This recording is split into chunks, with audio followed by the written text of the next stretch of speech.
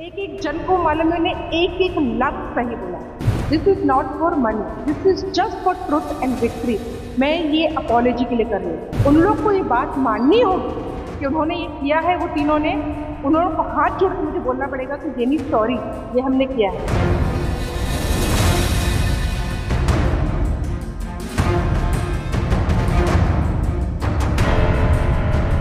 क्या बताएगा रे? मेरा 3.5 महीने का पैसा रोकेगा? रख, मेरी तरफ से दान है तुझे। और क्या बताएगा?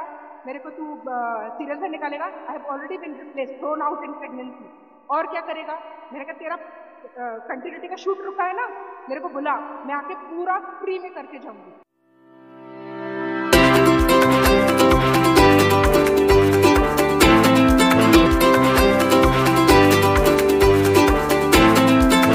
को व्हाट्सएप पे ड्राफ्ट भेजा। अगर मुझे करना होता तो मैं उसी दिन इनको एफआईआर कर देती और बाकी सब कर देती। लेकिन मैंने सिर्फ व्हाट्सएप पे ड्राफ्ट भेजा कि मेरे को नहीं करना, मेरे को इनके लिए भी नहीं करना। I am grateful towards them and I am in a very neutral point of view. I am a very spiritual person, very Karma conscious. तो इनका जजमेंट करने मैं नहीं बैठी हूँ। भगवान है जिसको जो करना होगा। I am praying for the highest good of everyone. Every single day मैं उनसे अभी भी दिल से माफी मांगती हूँ। मेरी वजह से जो आपकी लाइफ में हो रहा है उसके लिए मुझे माफ करना चाहिए। डिफेम करने की बात करना चाहिए। हाँ, वो डिफेम देखते हैं, time will tell, truth will come out कि क्या होगा। क्योंकि मैं डिफेम जो कर रहे हैं उनको मालूम नहीं है। जब वो मेरे सामने आएंगे, एक लाइन में उन लोग को बोलूंगी, उनके पैरों तले जमीन पे कटने वाली। जो डिफेम करने की बात कर रहे हैं, देखिए ना कैसे डिफेम करते, क्योंकि उनको एक एक जन को मालूम है, एक एक जन को मालूम है, उन्हें एक एक लफ्ज सही बोला है। जतिन, सोहेल, आसिफ जी, everyone knows every single word I have written in the draft, in the notice। क्योंकि 4 मार्च को मैंने ड्राफ्ट, 4 अप्रैल को मैंने ड्राफ्ट भेजा था। 6 अप्रैल को उन्होंने मेरे को वापस धमकाने का ईमेल भेजा कि I am trying to extort money. मैं तो मेरा पैसा नहीं मांग रही हूँ, आपको एक्सटॉर्ट मनी क्या? देन फाइनली 8 अप्रैल को मैंने नोटिस भेजा, जो सब गवर्नमेंट अथॉरिटीज और आसिफ जी, सोहेल, जतिन को मैंने पूरा ऑफिशियल नोटिस भेजा साइन करके कि ऐसा ऐसा है, ये सब मेरे प्रॉब्लम्स है। मुझे लगा अभी ये बात यहीं खत्म हो जाएगी, लेकिन अब ये वो शांत क्यों रहे? 8 अप्रैल को मैंने भेजा। अभी उनका जो पुलिस स्टेशन में जो रजिस्टर हुआ है, दैट स्टार्टेड ऑन 8 मई। तो 8 अप्रैल से 8 मई तक ये शांत क्यों थे?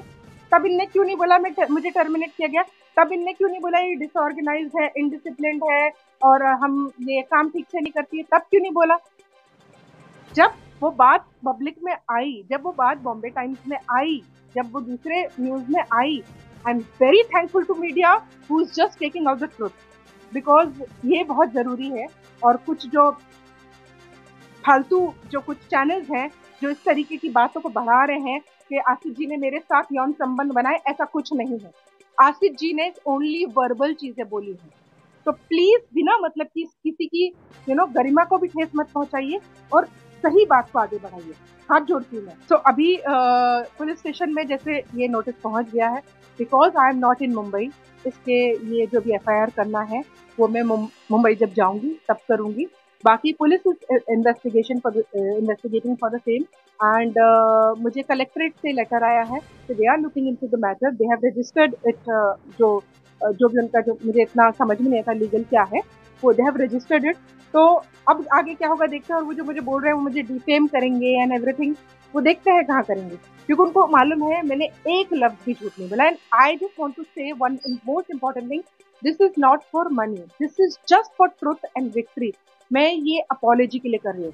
उन लोग को ये बात माननी होगी कि उन्होंने ये किया है। वो तीनों ने, उन्होंने को हाथ जोड़ के मुझे बोलना पड़ेगा कि जेनी सॉरी, ये हमने किया है, बिकॉज यहाँ मेरी सेल्फ रिस्पेक्ट और डिग्निटी की बात है। मेरे ब्रदर की डेथ हो गई एंड फिर आसिफ जी ने मुझे ऑफिस बुलाया। उन्होंने मुझे ऑफिस आने के लिए बोला। मैं गई तो मैं रो रही थी काफ़ी, क्योंकि बहुत ऐसा हालत खराब थी। तो आसिफ जी ने सोहेल को बुलाया और आसिफ जी ने बोला कितने दिन ये नहीं एब्सेंट थी? तो मैंने बोला कि सोहेल ने बोला कि 7 डेज। तो आसिफ जी ने बोला इनको 7 डेज के पैसे दे दो, मतलब फ्री में दे दो, इनने काम नहीं किया था। तो मैंने आसिफ जी के पैर छुए, मैंने बोला, मैं बहुत रोई, मैंने उनके पैर छुए। सोहेल भी नहीं था। आफ्टर दैट मुझे 2 बार सोहेल ने टॉन्ट मारा, इनका भाई मरा ना, पैसे हमने दिए, इनका भाई मरा ना, पैसे हमने दिए। आई वाज टेकन अबैक कि क्या है यार, क्या ह्यूमैनिटी है? मतलब मेरा भाई मर गया, आपको उसकी वो तो चलो, आपको क्या करना है, बट आप उसके लिए बार बार सुना रहे हो। एंड आसिफ जी ने अ, अ, अ, उसके बाद नेक्स्ट मतलब नवंबर था ना, अक्टूबर नवंबर, और नवंबर में मुझे 5 दिन काम करा के वो पैसे वसूल के चले, मतलब 5 दिन मुझे से बुलाया। कमिंग टू अब जो मेन इंसिडेंट हुआ है 7 मार्च 2023 को, तो मैंने 6 मार्च को मेरे डायरेक्टर को बोला था कि 7 मार्च को मेरी एनिवर्सरी है एंड होली है, अपनी जो दुल्हन भी है, मुझे हाफ डे चाहिए। तो मेरे मतलब मेरे एसोसिएट डायरेक्टर को बोला था, तो उसने बोला कि हाँ मैम हो जाएगा, मैं हर्षद सर से बात करता हूँ। तो फाइनली मैं जतिन जो है, जो हमारा एग्जीक्यूटिव प्रोड्यूसर है, उनको बोलने गई कि ऐसे था कल मुझे हाफ डे चाहिए है, नहीं होगा तो 2 घंटे भी मिलेगा तो चलेगा। तो जतिन को जैसे मैं बोलने गई तो ऐसा किया, मतलब जाओ अभी टाइम नहीं है मेरे पास। एंड शाम को उसने पैकअप के टाइम पे मुझे बोला कि कल आपका 7 o'clock फर्स्ट शॉट, मतलब 7 o'clock मुझे पहुंचना पड़ेगा। तो मैंने 7 o'clock, तो मैंने ऋषि की तरफ इशारा किया, तो ऋषि ने बोला डोंट वरी मैं कर लूंगा, आपको छोड़ दूंगा जल्दी। तो ऋषि को मैंने बताया हुआ था कि मेरे को एनिवर्सरी इंपॉर्टेंट नहीं, मेरी बेटी के साथ 2 घंटे होली खेलना है, that is the most important thing in my life, क्योंकि साल भर होली के लिए वेट करती है। 11 से 1 बजे हमारे यहाँ होली होती है। तो ऋषि ने बोला हाँ हाँ कर दूंगा। 7 मार्च को ऐसा टाइम निकलता गया, ऐसा समझ में आया वो कर ही नहीं रहे। मैंने हर्षित सर को फोन करके बोला, बोले हाँ तुम आ जाओ दूसरे सेट पे, देखते हैं अपन करते हैं क्लोज। फाइनली उन लोग नहीं कर रहे थे। मैंने बोला कि सर, हर्षद सर को बोला, मैंने कहा सर आप मेरा क्लोज ले लो। उन्होंने बोला आप तुम्हारे 8 रेडी नहीं है, एक जन का ट्रैक कुछ हट गया, एक जन दूसरे टीम में। मैंने कहा सर मेरा क्लोज ले लो। तो बोले नहीं, नहीं चलेगा, तो 2 शॉट ही चाहिए मुझे। मैंने कहा सर आप क्लोज छोड़ दो मेरा, मैं कौन सा जेठालाल हूँ कि आप मेरा क्लोज एक नहीं लोगे, जरा सा तो फर्क पड़ेगा। नहीं, नहीं कर सकते। मैंने कहा सर मेरे को कल सुबह 7 o'clock फर्स्ट शॉट बुला लो, नहीं चलेगा। मैंने कहा सर अभी 11 बज रहा है, आप मेरे को, मैं आपको 2 बजे आके मिलती हूँ, नहीं चलेगा। हर चीज नहीं चलेगा। और उसके बाद मैं रूम में गई तो मुझे पता चलता है 4 आर्टिस्ट के एडजस्टमेंट है, इसको छोड़ दिया गया, इसको छोड़ दिया गया, इसका यू नो बाकी सब मेल आर्टिस्ट का एडजस्टमेंट है। तो मैं मेरा क्यों नहीं, मेरे 2 घंटा 15 साल काम करने का, मेरे 2 घंटे में मेरी बच्ची को नहीं दे सकती, इतना आप नहीं कर सकते। फाइनली मैंने मेरे हस्बैंड को फोन किया, मैंने कहा मेरे को नहीं सहन हो रहा है। तो उन्होंने बोला आ जाओ तुम। मैंने कहा इन लोग मेरा 3.5 महीने का पैसा रोक लेंगे, बोले रोक ले दो।